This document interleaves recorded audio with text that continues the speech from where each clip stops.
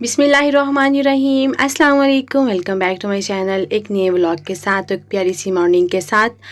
और ये था जी वो दिन जब मैं इटली गई और उसका नेक्स्ट डे था। और सुबह सुबह जो है मुझे 2-3 काम थे और 1-2 ऑफ़िस जाना था, 1-2 पेपर वर्क के लिए। तो बस क्योंकि बहुत शॉर्ट टाइम के लिए मैं गई थी, तो सबसे पहले तो वहाँ पे जो भाभी थी उनके साथ मैंने जाना था स्कूल उनके। और वो उनका लैंग्वेज कोर्स था, तो वहाँ पे उनको छोड़ा। उसके बाद जो है मैंने सोचा कि अभी तकरीबन 2 घंटे थे, तो क्यों ना उठ के जो है वो बाहर का एक राउंड लगाया जाए। और उनको स्कूल में छोड़ने के बाद जब मैं बाहर आई तो ये वो सारा एरिया था जहाँ पे आज से 5 साल पहले मैं आई थी। और वही बाज़ार, वही गलियाँ, वही सेंटरों, वही सब कुछ। और पता नहीं क्यों मेरा दिल कर रहा था कि इन गलियों में मौसम भी बहुत अच्छा था और कुछ पुरानी यादें। मेरा दिल कर रहा था कि इन गलियों में बस मैं चलती रहूं, चलती रहूं, चलती रहूं, एक से दूसरी गली में, दूसरी से तीसरी गली में। और वो सब बातें, वो सब चीज़ें, बस लग रहा था कि जैसे बहुत वक़्त मुझे बहुत पीछे ले गया था। जब हम लोग इटली आए थे तो सबसे पहले इसी जगह पे आए थे, चैंद्रो में। यहाँ पे ही हमारा घर था, जो सबसे पहला घर था। और आने के तकरीबन 1 महीने के बाद बकरा ईद थी और बकरा ईद पे हमने तब कुर्बानी भी की थी। और यहाँ पे सारा दिन हमने जब गोश्त वगैरह तकसीम किया, अपने हस्बैंड के फ्रेंड्स को दिया, ये वो। तो उसके बाद सेकंड टाइम हम लोग यहाँ पे बाहर आए और यहाँ पे कैफेटेरिया था, वहाँ पे हम लोगों ने जूसेस बच्चों ने पिए, वहाँ पे 1 घंटा 2 हम लोगों ने स्पेंड किया, पिक्चर्स बनवाई।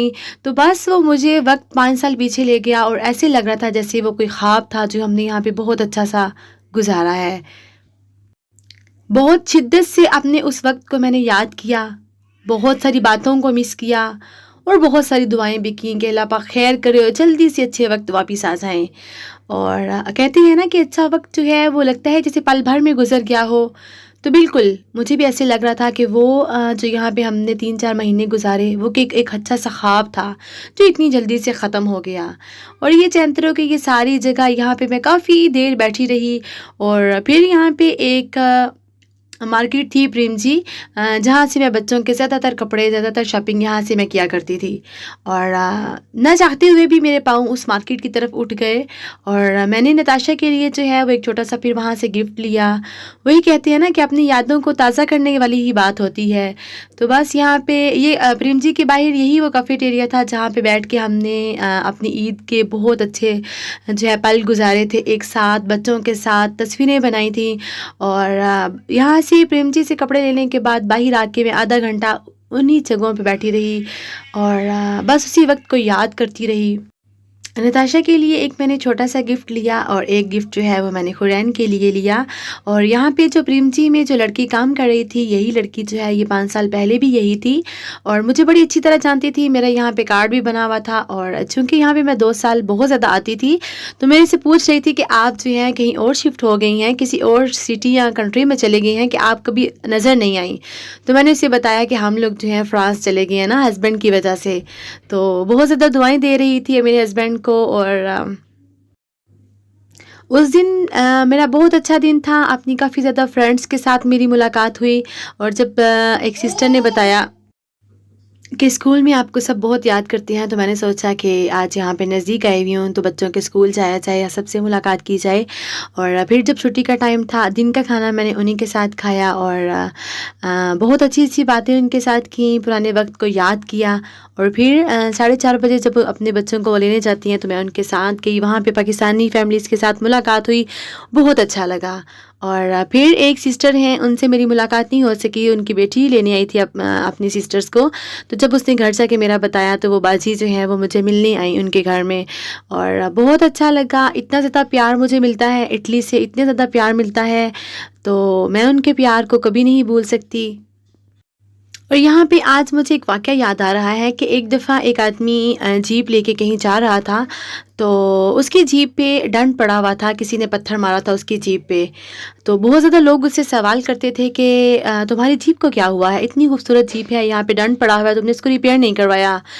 तो वो कहता था कि ज़िंदगी में कभी इतना मत भागो कि तुम्हें पत्थर मारकर रोका जाए। तो एक दफ़ा उसके दोस्त ने कहा कि तुम फ़लसफ़ा झाड़ते रहते हो, ये बताओ कि तुम ये बात क्यों करते हो। तो उसने कहा कि सुनो, एक दफ़ा कुछ यूँ हुआ कि मेरी जीप पे एक पत्थर पड़ा اور اس میں ڈنڈ پڑ گیا. کہتا ہے کہ میں غصے سے باہر نکلا. جب باہر نکلا تو میں نے دیکھا کہ ایک بچہ ہے وہ رو رہا تھا. تو کہتا ہے میں نے بچے کو غصے سے کہا کہ میری جیپ کو پتھر کیوں مارا ہے, اس کو ٹھیک کون کروائے گا؟ تو اس نے کہا کہ میرا باپ گر گیا ہے اور اسے کوئی اٹھا نہیں رہا. اس نے کہا کہ میں ایک دم چونک گیا اور میں نے بچے کے ساتھ میں گیا اور دیکھا کہ اس کا باپ ویل چیئر پہ تھا اور بھاری تھا اس کا باپ کا جسم, اور پتہ نہیں کیسے اس کا باپ نیچے گر گیا تھا اور کوئی بھی اس کو اٹھا نہیں رہا تھا. بچے نے کہا میں نے لوگوں کو آوازیں دیں تو کوئی اٹھا نہیں رہا تھا, تو مجھے کچھ اور نہیں سوجی, میں نے آپ کی گاڑی پہ پتھر مارا کہ پتھر مارنے سے شاید آپ ضرور رکیں گے اور میری بات سنیں گے. تو وہ آدمی کہتا ہے کہ میں چونک گیا اور میں نے سوچا کہ ہمیں اپنی زندگی کی دوڑ میں اتنا نہیں دوڑنا چاہیے کہ ہمیں آس پاس کیا ہو رہا ہے ہم اس چیز کو دیکھیں ہی نہ, ہم چیز کو محسوس نہ کریں. وہ آدمی کہتا ہے کہ میں نے اس ٹائم میرے پاس 50,000 تھے, میں نے وہ سارے اس کے باپ کو دے دیے اور پھر ان کے گاؤں جا کے ایک NGO سے میں نے رابطہ کیا اور ان کے گاؤں میں ایک اسکول بنوایا. اور کہتا ہے کہ مجھے لگتا تھا شاید یہ اس چیز کا کچھ کفارہ ہو سکے کہ جو ہم اپنی زندگی میں مگن, دوسروں سے بے خبر اپنی ہی زندگی میں جیے جاتے ہیں. یہاں پہ یہ مثال دینے کا مطلب یہ تھا کہ ہمیں اپنی زندگی میں رکنا چاہیے اور ان چیخوں, ان آوازوں کو جو ہمیں محسوس ہوتی ہیں, سنائی نہیں دیتی, ہمیں ان کو بھی سمجھنا چاہیے, ان کو بھی سننا چاہیے. کہیں پہ ہمارا کوئی کزن, ہمارا کوئی ہمسایہ, ہمارا کوئی جاننے والا دوست, پھپھو, خالہ, کہیں نہ کہیں کوئی نہ کوئی رشتہ ایسا ضرور ہوتا ہے کہ جس سے ہماری ضرورت ہوتی ہے. حالی بات پیسے کی نہیں ہوتی, کسی کو پیسے کی نہیں, کسی کو آپ کے میٹھے لفظوں کی بھی ضرورت ہوتی ہے. اور شاید آپ کے میٹھے الفاظ کسی کی باتوں, کسی کے دکھوں کا مداوا بن سکیں, کسی کے دکھوں پہ مرہم بن سکیں. تو ضرور کوشش کریں, اپنے آس پاس والوں کا ضرور خیال رکھیں, کیونکہ یہ زندگی بہت مختصر ہے اور ہم حالی ہاتھ آئے تھے اور ہم نے حالی ہاتھ جانا ہے. اور یہی کوشش کرنی چاہیے کہ جب اس دنیا سے جائیں تو کوئی ہمارے لیے رونے والا ہو. اس دنیا سے جائیں تو اچھی یادیں, اچھی باتیں لوگوں کے دلوں میں ہم دفن کر کے جائیں کہ ہمیں بھولنا آسان نہ ہو. اس اچھی بات کے ساتھ ہاں, مجھے یقین کریں اتنا پیار جو اٹلی والوں سے ملا میں اس کو بھول نہیں سکتی. اور پھر جب باجی کو پتہ چلا کہ میں لوکل آئی ہوں تو انہوں نے مجھے کہا کہ جب آپ نے واپس جانا ہے تو ہم آپ کو ٹرین اسٹیشن پہ, اگر آپ بائی ایئر جا رہی ہیں تو آپ کو ایئرپورٹ پہ ہم ضرور چھوڑ کے آئیں گے, آپ نے اکیلے نہیں جانا. اور پھر مجھے چونکہ واپسی پہ جو ہے بائی ایئر ٹکٹ بہت مہنگی تھی اور ٹرین کی ابھی اویلیبل نہیں تھی, تو میرے پاس جو بس کی ٹکٹ تھی میں نے وہی لے لی اور پھر مجھے وہ چھوڑ کے گئیں. اور تب مجھے یاد آ رہا تھا کہ انسانیت کا رشتہ بہت پیارا ہے. واپسی کا سفر جو ہے ایک تھکا دینے والا سفر تھا, کیونکہ بس کے ذریعے تقریباً 24 آورس لگے تھے مجھے آنے میں.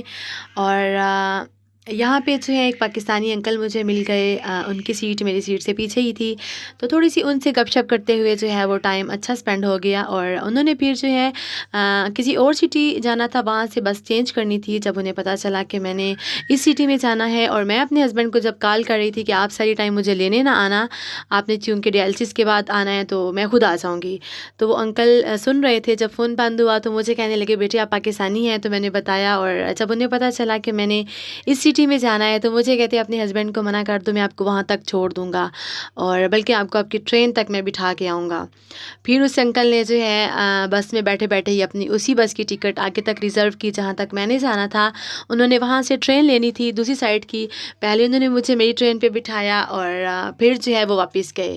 اور یقین کریں میں یہی سوچتی رہی کہ جب اللہ تعالیٰ کی ذات پہ آپ اپنی زندگی کا ہر کام چھوڑ دیتے ہیں اور بھروسہ کرتے ہیں اس کی ذات پہ, تو وہ ذات کبھی بھی مایوس نہیں ہونے دیتی. وہ ذات آپ کو وہاں سے دیتی ہے, وہاں سے آپ کا وسیلہ بناتی ہے کہ آپ لوگ سوچ نہیں سکتے. بس وہ ذات کہتی ہے کہ میرے پہ بھروسہ کر کے دیکھیں. بس کا سفر چونکہ ایک تھکا دینے والا سفر تھا, لیکن بہرحال سفر تو سفر ہوتا ہے, اس نے ختم ہونے ہی ہوتا ہے. اور یہاں پہ رستے میں 2-3 جگہ پہ جو ہے وہ بس رکی, تھوڑی دیر کے لیے اس نے اسٹاپ کیا. ایک جگہ سے کافی بھی میں نے, اور پھر جب نیکسٹ اس نے اسٹاپ کیا تو منہ ہاتھ دھویا, ذرا فریش ہو گئے, اور بس ایسے کرتے کرتے جو ہے سفر کٹتا رہا. بچوں کی بہت زیادہ فکر ہو رہی تھی کہ انہوں نے 3-4 دن جو ہیں وہ کیسے گزارے ہوں گے، لیکن الحمدللہ بیٹی جو ہے وہ ماشاءاللہ سے میچور ہو چکی ہے، اور جو ہے اپنے بھائیوں کا خیال رکھ لیتی ہے، ڈیڈی کا خیال کر لیتی ہے، تو تھوڑا سا جو ہے دل میں سکون ہوتا ہے۔ اور بس یہی دعا ہونی چاہیے کہ اللہ تعالیٰ جو ہے نیک اولاد دے، اور اولاد جو ہے اس کو ماں باپ کی آنکھوں کی ٹھنڈک بنائے، تاکہ والدین کی دنیا بھی سنور جائے اور آخرت بھی سنور جائے، کیونکہ اولاد ایک ایسا ورثہ ہے کہ یہی کام آتا ہے۔ اٹلی جس کام کے لیے گئی تھی وہ فنگرز وغیرہ میرے ہو چکے تھے، 2 پیپرز جو ہیں بنوانے والے تھے بن چکے تھے، ایک پیپر ابھی نہیں بنا، تو وہ چونکہ مجھے جلدی واپس آنا تھا تو پھر میں نے انہیں کہا کہ میں میل کر دوں گی بنوا کے۔ گئی تو وہاں پہ میں 3-4 دن کے لیے تھی، لیکن یہ 3-4 دن مجھے 4-5 سال پیچھے لے گئے، اور بہت زیادہ یادیں، بہت ساری باتیں مجھے یاد دلائیں۔ پھر میں نے جانا تھا اپنے آفس بھی، وہاں جن کو ہم نے دیا تھا وہاں پہ ہمارا سامان کچھ پڑا ہوا تھا، اور جب وہاں پہ گئی تو ان ساری چیزوں کو میں نے مس کیا، اور کچھ چیزیں وہاں سے جب میں نے لیں، اور یہی دعا کی کہ اللہ تعالیٰ جنہوں نے یہ شاپ ہم سے لی ہے ان کے رزق میں بھی بہت ساری برکتیں دے، اور ان کو بھی بہت ساری کامیابیاں دے۔ بس یہ زندگی کا سفر ہے، اس چلتا رہتا ہے۔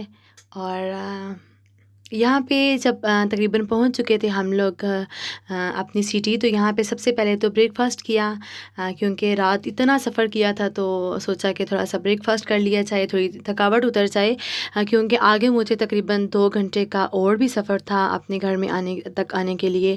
پھر وہاں سے میں نے ٹرین لی، اور بس خوشی ہو رہی تھی کہ بس آ گئی ہوں خیر خیریت سے، اب بچوں سے ملوں گی۔